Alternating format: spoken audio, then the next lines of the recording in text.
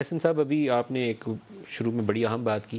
آپ نے کہا کہ آپ تقریریں کیا کرتے تھے ریٹ آف انفلیشن کے اوپر، پالیسی ریٹ کے اوپر، پھر اسی طریقے سے جو روپے کی ڈی ویلیوشن ہوئی تھی اس کے اوپر. ابھی پاکستان کی جو آج کی صورتحال ہے، یہ ساری مسٹیکس آپ نے بھی کی ہیں، ٹائملی ڈیسیژن آپ نے بھی نہیں لیے. دیکھیے، ہم جیسے کہتے ہیں نا، between devil and the deep sea پھنس چکے ہیں. وہ اس لیے کہ حکومت کے لیے بھی یہ آسان نہیں کہ ایک طرف وہ آئی ایم ایف کا معاہدہ ہے کہ جو پچھلی حکومت کر کے گئی ہے، دوسری طرف ندیم ملک صاحب 30 ارب ڈالر کی مار ہے کہ جو پاکستان کو کلائمیٹ ڈیزاسٹر کی صورت میں پڑی ہے، جس نے پاکستان کی معیشت جو پہلے ہی بدحال تھی اس میں جو رہی صحیح کسر ہے وہ بھی نکال دی. اب آپ مجھے بتائیے کہ اگر ہم آنکھیں بند کر کے آئی ایم ایف کے اس معاہدے پہ عمل کرتے تو کیا ہمیں یہ افسوس نہ ہوتا کہ ہمیں کچھ تو ان کو قائل کرنے کی کوشش کرنی چاہیے تھی کہ ہمارے لوگ پہلے ہی مرے ہوئے ہیں، سیلاب میں ڈوبے ہوئے ہیں، مہنگائی کے ہاتھوں ستم زدہ ہیں، تو آپ اسے فرنٹ لوڈڈ پروگرام رکھنے کی بجائے تھوڑا سٹیگر کر دیں تاکہ لوگوں کو ایبزارب کرنے میں آسانی ہو. اب اس حد سر، تک 4-5 ماہ آپ اوپر بیٹھے ہیں. جی، جب آپ 4-5 ماہ اوپر بیٹھے ہیں تو اسد عمر نے یہ غلطی کی تھی، ہم نے اس کی سزا پائی تھی. پھر ایڈجسٹمنٹ ان ون گو کرتے ہیں تو اس کا شوق زیادہ بٹر ہوتا ہے. یہ ابھی آپ نے بھی یہی کیا. شاید ہمارے جو لوگ اس سے ڈیل کر رہے تھے ان کا یہ گمان ہوگا کہ ساری دنیا نے پاکستان کی تباہی دیکھی ہے اور اس کے پیش نظر وہ اس نقطہ نظر کو شاید تسلیم کر لیں.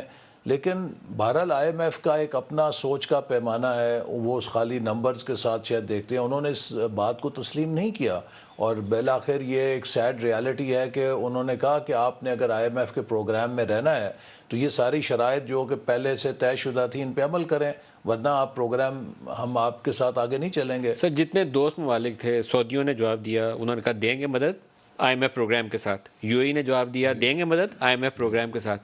یو ایس ٹریجری کے ابھی وہ ایک انڈر سیکرٹری آئے ہوئے تھے پاکستان میں، انہوں نے بھی کہا کہ آئی ایم ایف کی ریفارم پروگرام آگے چلیں، پھر سپورٹ دیں گے آپ جی، کو. وہ سارے اکٹھے تھے، ایک زبان بول رہے تھے اور آئی ایم ایف نے سب کو لابی کیا ہوا تھا. یوں لگتا ہے کہ آپ نے ہمارے پروگرام کو سیبوٹاج نہیں کرنا پاکستان کے ساتھ براہ راست کوئی پروگرام کر کے.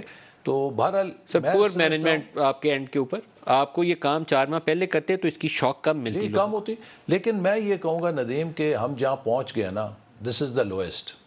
یہاں سے اب ہمیں بجائے یہ کہ ہم کسی دوست ملک کی کسی گرانٹ پہ نظر رکھیں، اب اس سے زیادہ ایک ہر کرائسس میں اپرچونٹی ہوتی ہے کہ ہمیں اپنے اب زور بازو پہ زیادہ انحصار کرنا چاہیے. اور دیکھیے، پاکستان کا ایک علاج ہے، میں بار بار کہہ رہا ہوں کہ ہمیں ایکسپورٹ ایمرجنسی لگا کے ہر پاکستانی بزنس کو پابند کرنا ہے کہ وہ ڈالرز کو ارن کرے، ڈالر ریونیو لے کے آئے. میں آپ کو ایک چھوٹی سی فگر دیتا ہوں. میں نے ابھی جائزہ لیا کہ 500 کمپنیاں جو کراچی سٹاک ایکسچینج میں لسٹڈ ہیں، ان میں سے صرف 74 کمپنیاں ہیں جو ہماری بگ بزنسز ہیں جو $10,000 سے زیادہ کی ایکسپورٹ رکھتی ہیں. اگر آپ $1 ملین کی رکھیں تو شاید 20-25 ہی رہ جائیں گی. اب آپ یہ دیکھیے نا، پاکستان کا پورا کارپوریٹ سیکٹر وہ کیسے پیسے کما رہا ہے. ایزی منی، کہ ڈومیسٹک مارکیٹ میں پروٹیکٹڈ مارکیٹس کے اندر آپ اپنے منافع کمائیں، لیکن آپ خود کو انٹرنیشنل مارکیٹس میں کمپٹیشن کے لیے ایکسپوز کرنے کے لیے تیار نہیں ہیں. اس طرح ملک نہیں چل سکتا.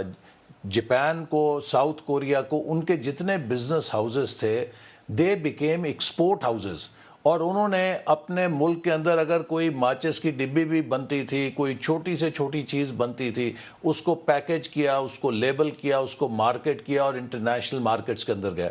ہمیں بھی پوری پاکستانی قوم کو ایکسپورٹ کی طرف جانا ہوگا، ایگریکلچر سیکٹر سے، انڈسٹری سے، سروسز سیکٹر سے. That is the only way forward. اگر ہم ڈالر کمائیں گے نہیں ایکسپورٹ کے ذریعے تو ہم پھر اس صورتحال سے نکل نہیں سکیں. ہمارے گورنر صاحب سے بھی اس پہ میں ابھی الیکشن پہ بات کرنی ہے. سیاسی جماعتوں کو اپنے مینیفیسٹو کے اندر اپنا اقتصادی پروگرام دینا چاہیے. پی ٹی آئی نے لوگوں کو ایک ایلیوژن دکھا کے کہ ہم آئیں گے تو ٹیکس ریونیو ایسے، ایکسپورٹس ایسے، اور دے فیلڈ. اور آپ نے کہا ہم پاکستان بچانے آئے ہیں، یو آلسو فیلڈ. وہی غلطی جو انہوں نے کی تھی آپ نے بھی وہی غلطی کی. تو آپ لوگوں کے منشور کے اندر آپ کا پروگرام، پالیسیز، آؤٹ لائن اس کی اس کا حصہ ہونی چاہیے. جو ہے یہ ایک ٹرن اراؤنڈ پاکستان کانفرنس کی تھی، اس سے 5 ایز کے اوپر ایک ایجنڈا دیا ہے جو ہم سب سیاسی جماعتوں کو بھی پیش کریں گے. دیکھیے، آئی آنیسٹلی بلیو کہ یہ 5 ایز جو ہیں یہ پاکستان کے مستقبل کے لیے کنسنسس ہونا چاہیے. Number 1 exports, number 2 E Pakistan I T sector, number 3 energy sector reform, number 4 environment سے منسلک واٹر اینڈ فوڈ سیکیورٹی، اور number 5 equity through education, health and population control. یہ ایک ایسا ایجنڈا ہے کہ جس کے اوپر اگر ہم یکسوئی کے ساتھ 2-3 سال 4 سال کام کریں، پاکستان سٹیبل ہو سکتا ہے. اور پھر ہمیں اگلے 10-20 سال کے لیے اپنے ایکسپورٹ میں ویلیو ایڈڈ کیسے لے کر آنا ہے، اپنے ایگریکلچر کو ویلیو ایڈڈ کیسے کرنا ہے، اپنی پروڈکٹیوٹی کو کیسے انہانس کرنا ہے، جو دنیا کے اندر نئی اپرچونٹیز ہیں ان سے کیسے الائن کرنا ہے، وہ ہم کر سکتے ہیں.